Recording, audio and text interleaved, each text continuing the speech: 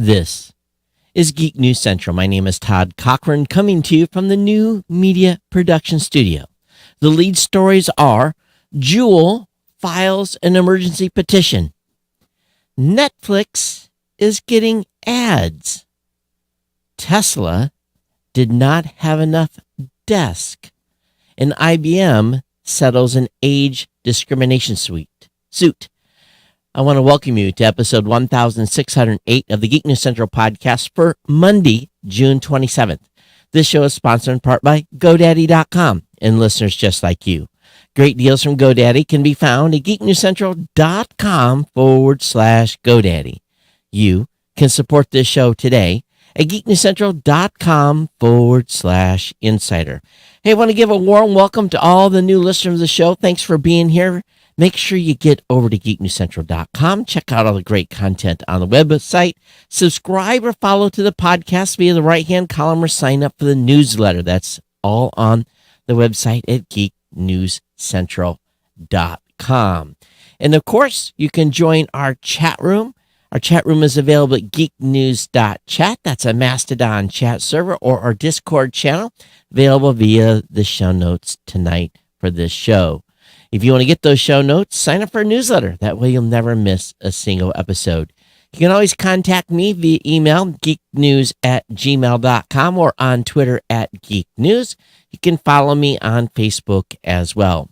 The partner shows are all linked at geeknewscentral.com. That includes the New Media Show, the Pro Gear Guru website, the Gadget Professor with Mr. Don Bain, and, of course, the GNC Week in Review with Kirk and Scott.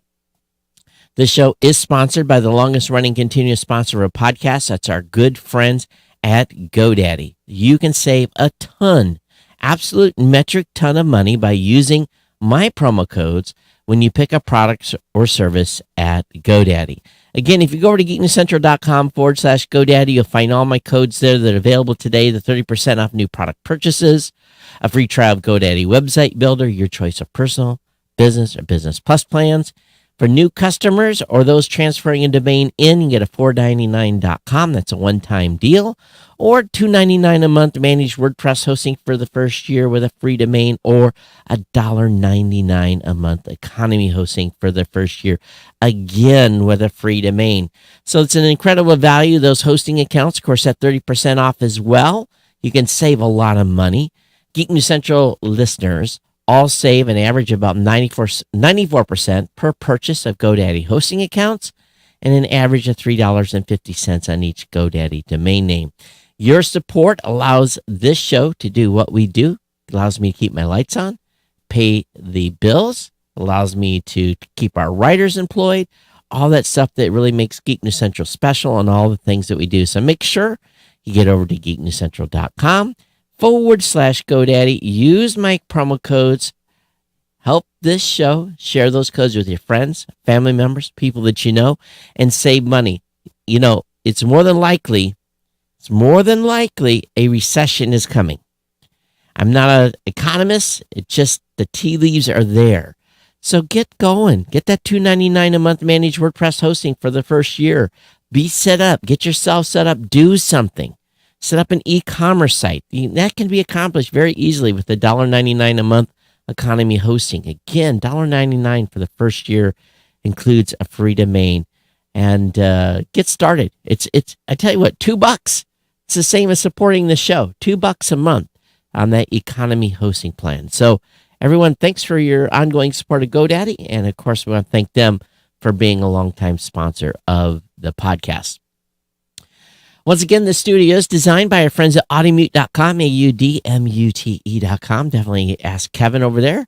Tell him that you've seen the studio and let him know, and he may be able to hook you up with a bit of a discount. Sorry for no show on Thursday. I literally just ran into a wall, not physically, but it just at about 5 Thursday, I just like, okay, I'm done. And matter of fact, I took a half a day off on Friday, took care of some projects this weekend, and back here in the office. So I don't foresee, well, who knows? And I've always promised you guys, if I just kind of like get to the point where I am literally like can't do it, I won't do the episode. Instead of bring you one that's low power, low energy, and everything goes along with it. But back with you. Thanks for sticking around. Thanks for being subscribed. Thanks for supporting the show. Got to lots of good stuff to talk about tonight. And of course, Juul, it was announced by the FDA that they were going to ban all Juul products. And, it makes me curious in that you can have cigarettes being sold over the counter, and you can buy vapes of various types. But when it comes to a Juul vape that contains nicotine or menthol, they're going to ban them and essentially kill a business. And it is kind of crazy to think that the FDA could do this. Now, Juul filed an emergency motion Monday to halt the Food and Drug Administration decision to deny the company authorization to market any of its products in the United States. And it's effectively forcing it out of business. And the decision was leaked to the Wall Street Journal last Wednesday, and the regulator publicly announced the decision on Thursday. And so Juul's going to go fight the FDA. We'll see how that works. And they're considering filing for bankruptcy. They don't understand why. They've submitted everything over 125,000 pages, yet competitors are going to be allowed to continue, and they are going to be shut down. It appears to me all under the mantra that they were responsible for getting teenagers to vape. And I just find it pretty incredible. I really, really do. If they're going to ban Juul, should they not ban cigarettes?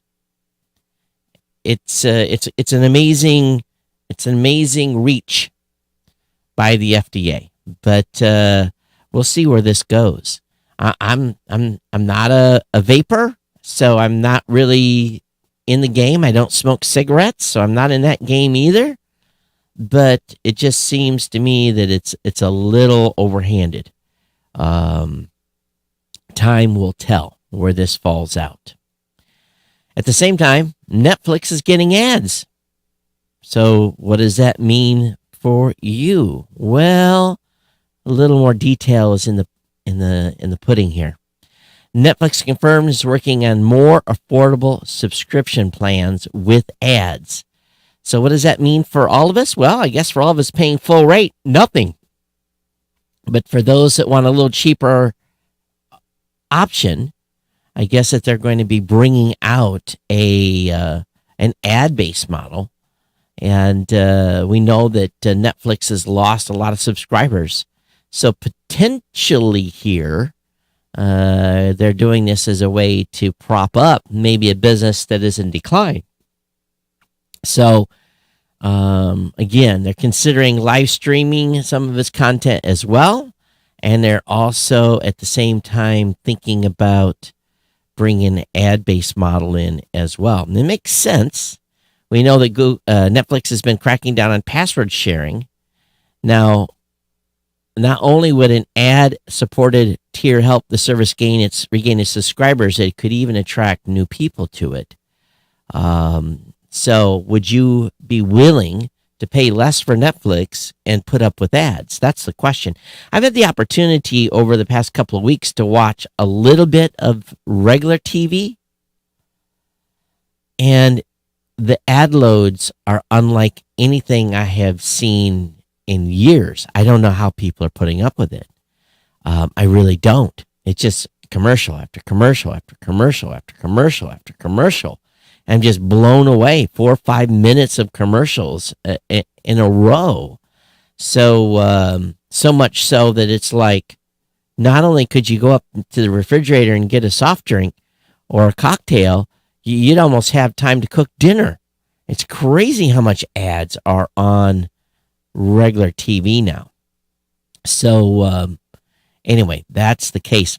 Hey, I want to before I move on too far, I do want to talk to some of you out there that may be retired or have access to DoD pharmacies.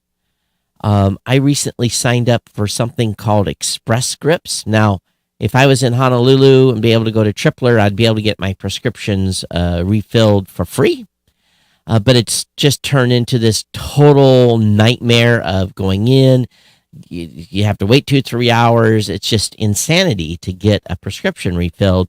But I was able to go on Express Scripts and sign up, and my doctor submitted all my stuff over there. And now I'm on like a subscription thing. They just automatically ship me my scripts when they're up for the renewal time, and work with my doctor. Well worth the copay. Well worth the copay. So, normal pharmacies, if I was to go to a Walgreens or a Walmart, it's probably a little bit, how should I say it? I would imagine the copay would be about the same. But it's just getting ads to the military system now was just insane. So for any of you that are retirees, Express Scripts is the bomb. Again, I think I paid $72 for 5 prescriptions. I'm not complaining, but it's better than spending, 3 or 4 hours trying to get one filled at a military facility. So just thought I'd share. Hey, Tesla's reportedly doesn't have enough desks after Musk threatens to fire remote employees. And this is article from The Verge. Was a total hit piece.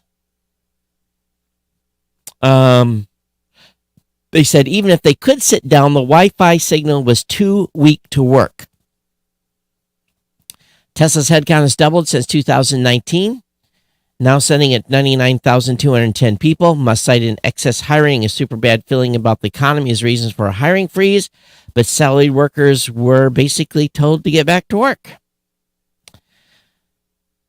Current employees at Tesla told the information that those who drove to work at the Fremont factory struggled to find a place to park. Some reportedly opted to park their cars at a nearby BART station instead and then get shuttled to work. Inside the office, some workers didn't even have a place to sit. The company reportedly decided to repurpose certain areas of office during the pandemic and also didn't account for a larger team. The desk situation is so bad that managers told some employees to work from home anyway. Even if employees could sit down, the Wi-Fi signal was too weak. So it is the last paragraph of this is totally like slam. Let me read this to you, and let me tell you how much people have turned on Elon Musk. And this contributor is obviously not happy with him because she says, in tongue-in-cheek, Musk's plan to get employees back to work was partially foiled by himself.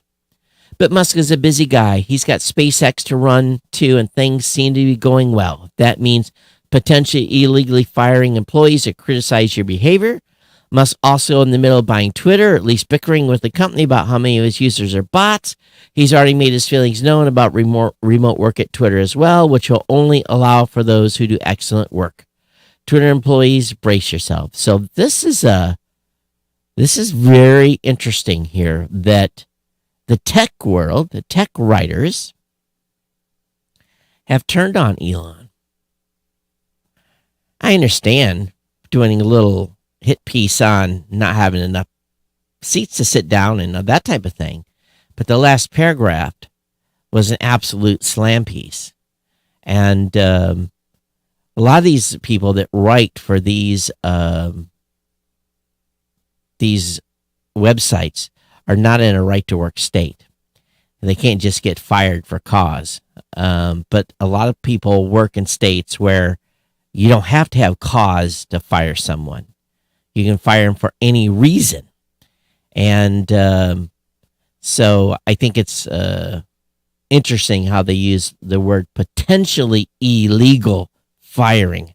As far as I know, those employees did not work in a state where right to work rules were, or maybe they did. So anyway, we'll see what happens with that. But I found it pretty. I was like, interesting attitude here. On another more cheerful note, IBM has settled an age discrimination case that sought top exec emails. Listen to this. Last week, after IBM was ordered in an age discrimination lawsuit to produce internal emails in which its former CEO and former SVP of Human Resources discussed reducing the number of older workers, the IT giant chose to settle the case for undisclosed sum after then proceed to trial next month. Plaintiff Eugene Schenfeld, who worked as an IBM research scientist when current CEO Arvind Krishna ran IBM's research group, sued IBM for age discrimination in November 2018.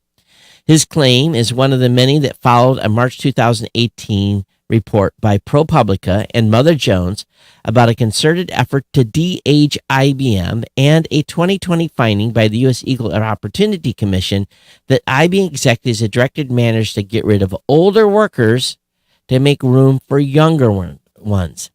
The email contained within Exhibit 10 evidence and interest at then CEO level to change the profile of IBM employees so that it reflected a younger workforce.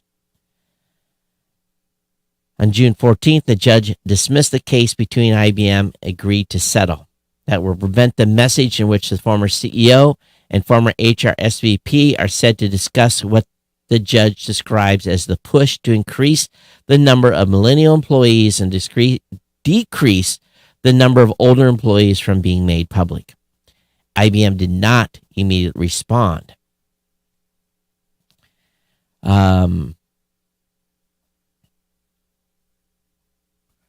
They say the facts of the matter have not changed. There was and is no systematic age discrimination at IBM. The data backed that up. IBM spokesperson said further, with regards to the Schenfeld case, age played no role whatsoever in this individual's departure. But they wrote a check.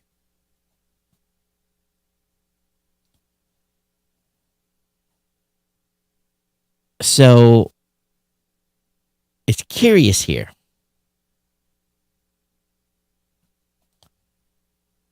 But apparently the amount is likely to be several $1 million based on the compensation sought in the ongoing IBM age discrimination claim involving 8 different plaintiffs. People were requesting between $400,000 and $2.5 million per plaintiff. So IBM now seeks a protective order to shield the company from addressing 4 topics of the inquiry that relate to IBM's workforce transformation. So it just goes on here, and it's pretty eye-opening.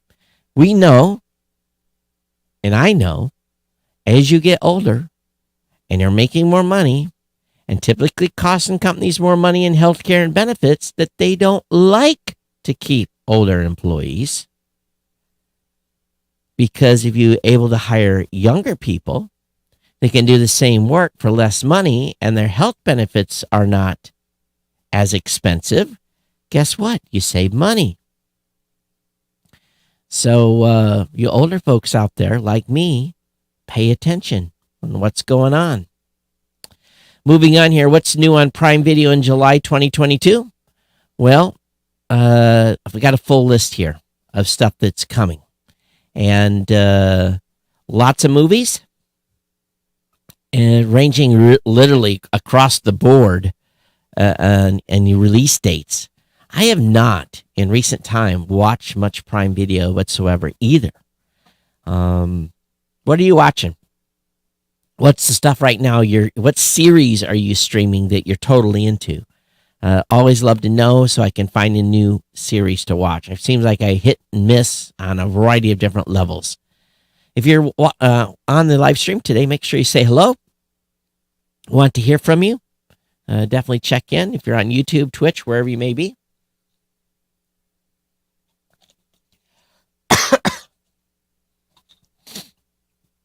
Moving on here.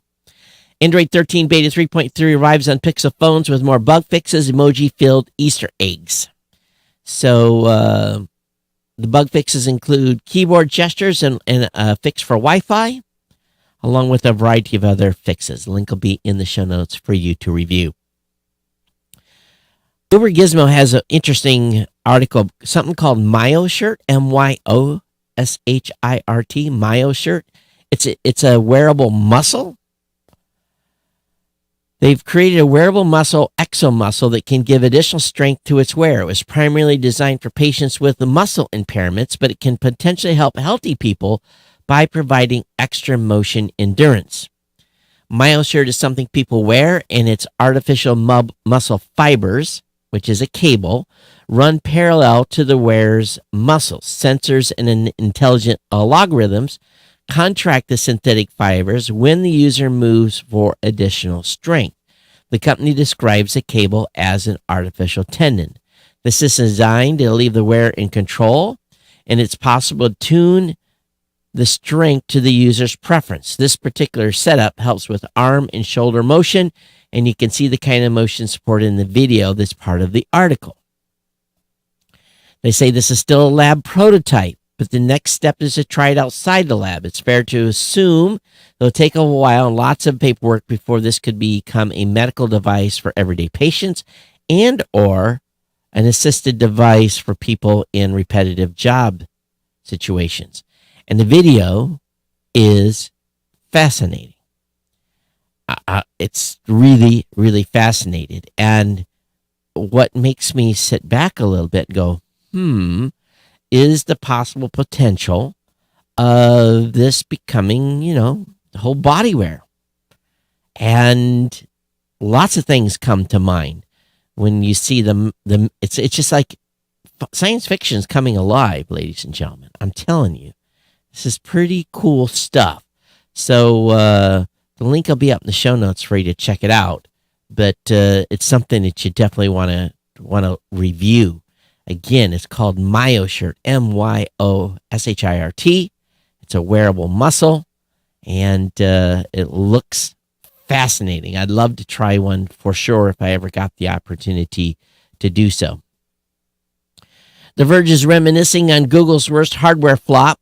It was introduced 10 years ago today, the Nexus Q, which never really made it to market. Matter of fact, they killed it before it went. And so I don't know why they were reviewing this, but I don't even remember talking about it back in the day. So that's how insignificant it really is. Volkswagen has unveiled its ID Aero concept that will provide the basis of its 2023 flagship EV. And I'm looking at the design on this, and it's pretty nice. Pretty nice design. The ID Aero demonstrates the flexibility of Volkswagen Group's modular electric drive matrix architecture to build EVs across its portfolio of brands. The flexible modular system can be adapted for a range of vehicles, from hatchbacks to the ID Buzz van. About 30% of VW's Group EVs are based on the MEB, and the automaker expects that share to surge to more than 80% by 2025. So very, very interesting where Volkswagen is going with their EV flagships. A New York-based grand jury issues a subpoena to the Truth Social Special Action, I think it's called the Special Action Merger, Special Purpose Acquisition Company for Donald Trump's media group. So according to a new SEC filing, the subpoenas have requested documents related to Digital World's S1 filing, communications with or about multiple individuals, and information regarding Rocket One Capital. So the SEC made inquiries about the acquisition corporation last December. So now the New York-based grand juries got on board on this, and they're looking for more information. So we'll see what's going on here. But they're digging for something, that is for sure. Game of Thrones is still one of the world's most popular series. Data shows as HBO readies spin-offs, including a new sequel about Jon Snow. So it's constantly ranked high in engagement since it concluded 3 years ago. House of the Dragon, a prequel series, is pacing ahead of Amazon, The Rings of Power in demand. So I'm going to have to check that out. Again, HBO is developing Game of Thrones sequel starring Jon Snow with actor Kit Harington set to return to the role.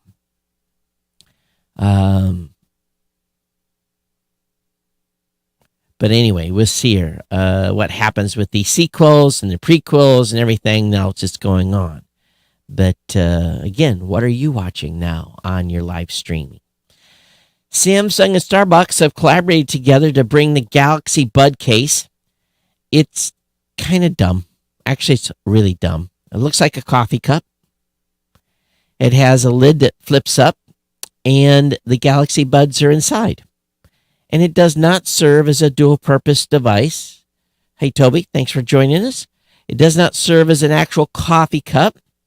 But one thing you got to say about Starbucks, their merch. Man, their merch is all... You stand in line in Starbucks, you're looking at their merch counter, and there's always something you want to grab and take home.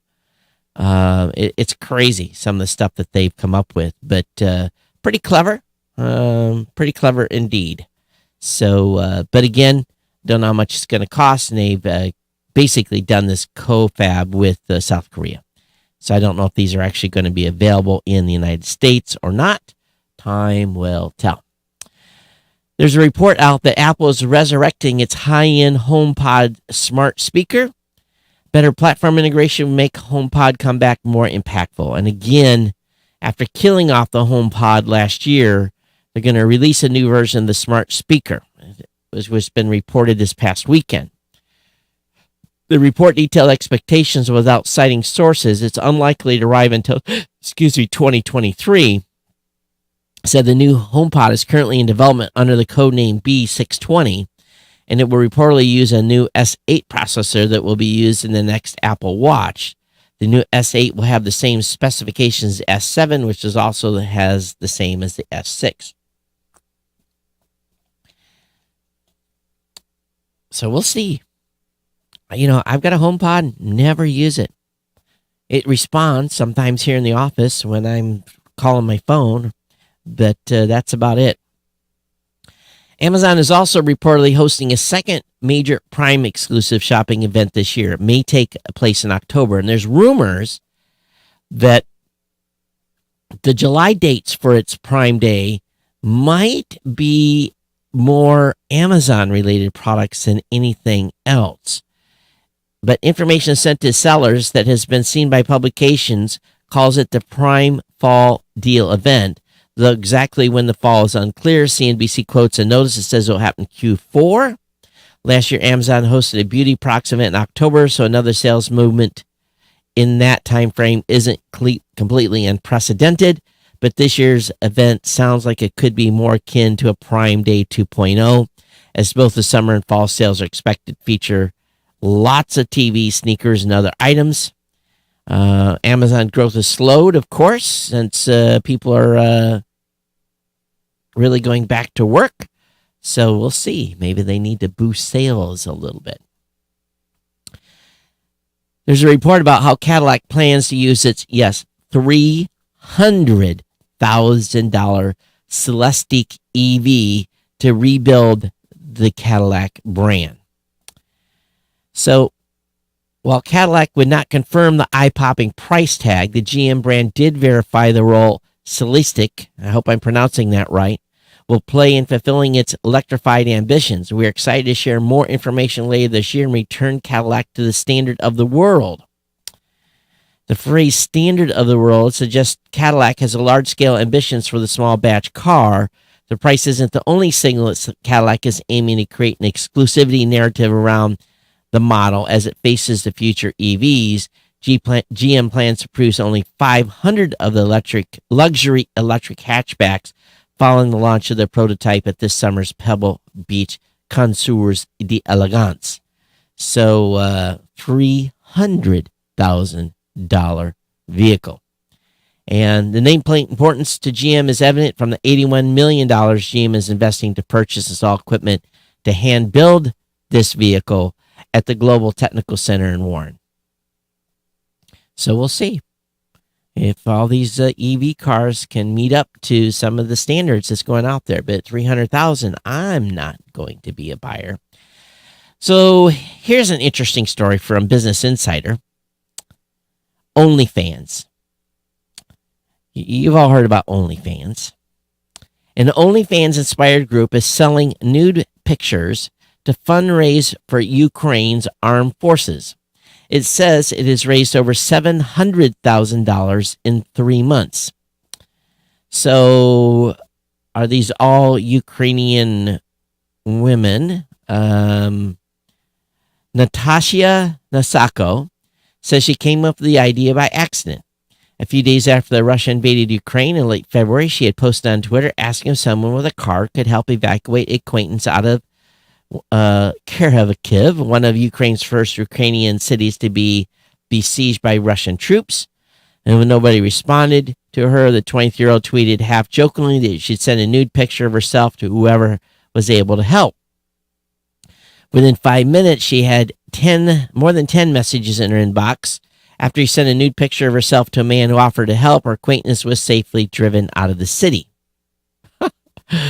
Well, that's a way to get someone to drive a car into a danger area and drive someone out. The project is a similar model to OnlyFans, a subscription-based social platform, which is a big lucrative way for adult content creators to earn money.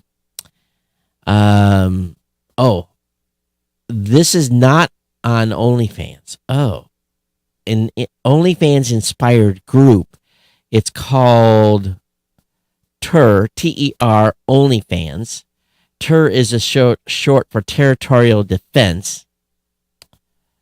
But on TER, the money goes straight to the Ukrainian army rather than to the creators. So that's interesting. I guess it's on a specific website. They have 35 women and 3 men, most of whom are based in Ukraine, have signed up to send pictures to donors. Only 10 of them had previous experience with OnlyFans. The highest donation the group has ever received was a cryptocurrency payment of $2,800. So I guess we're stripping for the troops. Well, good for them. $700,000 to the Ukrainian armed forces. The FTC is urged to probe Apple, Google for enabling intense system of surveillance. Democratic lawmakers want the FTC to investigate Apple and Google's online ad trackers, which they say amount to unfair and deceptive business practices and pose a privacy and security risk to people using the tech giant's mobile devices. We hear about this all the time. Will anything happen? Doubtful. U.S. Senators Ron Wyden, Democrat of Oregon, Elizabeth Warren, Democrat of Massachusetts, Cory Booker, Democrat of New Jersey, and House of Representatives Sarah Jacobs, Democrat of California, requested on Friday that the watchdog launch a probe into Apple and Google hours before the U.S. Supreme Court overturned Roe v. Wade. So last month, 16 Democratic senators urged the FTC to crack down on data brokers. And in the more recent letter to the FTC, the 4 legislators warned that data collected by Apple and Google smartphones, which includes customer locations, web browsing history, could put women seeking abortions in a post-Roe America at higher risk. So we'll see where this goes, if the FTC reacts or not. Google Hangouts is shutting down this fall. If you haven't already, you see a prompt to migrate to chat. I've used Google Hangouts a lot over the years. Haven't used it in recent time. It's where it used to be, where all the Ingress folks hung out. But I guess that's going to have to move. So holdouts will have to finally say goodbye to Google's most resilient chat app later this year. The company announced it would start migrating consumers' Hangouts users to chat before the former is no longer available after November of 2022. So if you still use Hangouts on mobile, you see a prompt starting today to move to either the standalone chat app or the chat experience in Gmail. Hangouts has been replaced by Google Chat, the company declares in the notification. So here we go. Another product being put to rest. Also, the Supreme Court won't hear the Apple Qualcomm patent case. Apple and Qualcomm may have ended most of their feuding in 2019, but the fight might not be over yet. The Verge reports that this report has denied Apple's request for a hearing to potentially invalidate two of Qualcomm's patents that played key roles in 2017 attempts to ban Apple Watch, iPad, iPhone sales over allegedly infringing modem technology. The court didn't explain why it rejected requests, but a Justice Department amicus brief from May argued that there was no evidence to indicate the patents were harming Apple's business. And we know that Apple has struck a 6-year licensing deal to settle their main dispute. The agreement let a U.S. Patent and Trademark Office case continue involving the two patents. So we know Apple lost an attempt to invalidate the patents with the USPTO. So Apple's still worried about this. They don't like paying Qualcomm any money. Toyota is recalling 2,700 of its flagship electric SUVs because the wheels may come off. Well, that'd be a good reason to. Analysts said the issue was a mechanical nature and unlikely point to problems in Toyota's EV plans. So do a global recall of the model BZ4X and 2,200 cars in Europe, 260 in the United States, 10 in Canada, and 110 in Japan.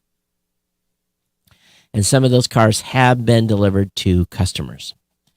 LG has bought its way into the EV charging business. It's acquiring charger manufacturer company called Apple Mango. And I'm actually familiar with this company. I've seen them at CES before. Apple Mango, it announced the move will create a fully featured charging stations with a user-friendly interface and real-time control and management.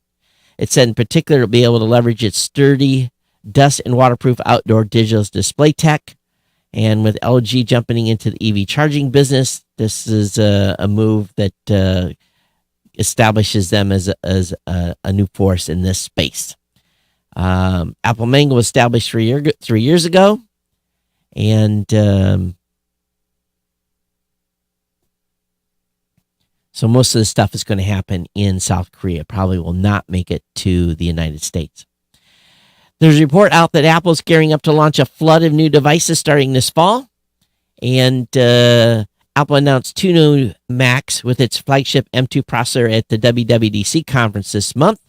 But they expect to find the chip in its varieties in several other devices, including the M2 Mac Mini, M2 Pro Mac Mini, M2 Pro, M2 Max, 14 and 16-inch MacBook Pros, as well as the M2 Ultra, M2 Extreme Mac Pro, of course. There's Apple's long-rumored mixed reality headset. If this isn't overwhelming enough, Gurman says the Apple M3 processors are already in the works and will likely appear in the 13 and 15-inch MacBook Air laptops coming next year. So there's a whole bunch of stuff here. It just goes on and on and on. So not like it's going to be a new device. It's going to be upgraded devices as you would expect. There's a great article about Starlink and RV use and the dawn of the dawn of space internet to go. It's a really great article. It is. And if you have an RV, there's no waiting, but you're going to pay a higher price. You don't get priority traffic, and you can turn the service on and off at will. So you can order that immediately without delay and get it delivered. Definitely going to pay more. You pay $135 per month for the service, but you only pay for the months you need. So this is a review about someone in Europe that has one, and he talks about rain, talks about trees, and speeds, and all that other stuff. It's a great article. So for those of you that are RVers and on the go, this is the way to go. There's a great article over on MIT Technology Review at technologyreview.com. It's talking about how data centers are quietly moving into cities and neighborhoods near you. Companies are pushing more server farms into the hearts of population centers instead of being on the outskirts and in big data centers. They basically are trying to lower latency by getting stuff closer in urban areas. Now, this is not like it's going to go into somebody's house, but this would be in a commercial building in a city. 32 cities are now hosting data centers, new data centers inside of commercial buildings all over the place. And even in Tokyo, they're doing this as well. So they're talking about how they're trying to basically bridge the gap between a data center, the city, and the individual. So they're just trying to get everything a little closer. And, when you think of data centers, you picture a big giant server in the middle of a field someplace. But that is the case as they're moving them in. Did you know that globally, or not globally, in the United States, that data centers account for 1.8% of all electricity use in the United States and 0.5% of the country's greenhouse gas emissions? Well, that's at least according to this report from MIT Technology Review. All right, it's going to bring me to the end. Let me see if I've got anything in here as far as emails that have come in. I get to the right stack. And hey, one thing I will say is, Ron says, I purchased, thanks for the info providing the show. I bought one of these. It was not the same brain, as a bit more expensive since I use Amazon.ca in Canada, but given the exchange rate, it was probably cheaper than ordering from Amazon.com. I did that with a free 30-day trial of Amazon Prime. So, Ron, let me know what you use for it. Take a picture of it, send it over. That would be great. So here's the here's the deal. Geek News at gmail.com is the email address. Geeknews at gmail.com. At Geek News on Twitter. And I want to thank everyone for hanging out with me here today. Appreciate your ongoing patience. Should be back with you Thursday, all things considering, as long as I don't work myself into a frenzy again, which my schedule is looking decent this week. It shouldn't be too bad. But I appreciate your all ongoing support of the show. And thank you for your support. Thank you for supporting the sponsors. All right, everybody, we get out of here. Everyone have a great week. Stay safe. Take care of one another. Watch out. We'll see you next time. Everyone take care. Bye-bye.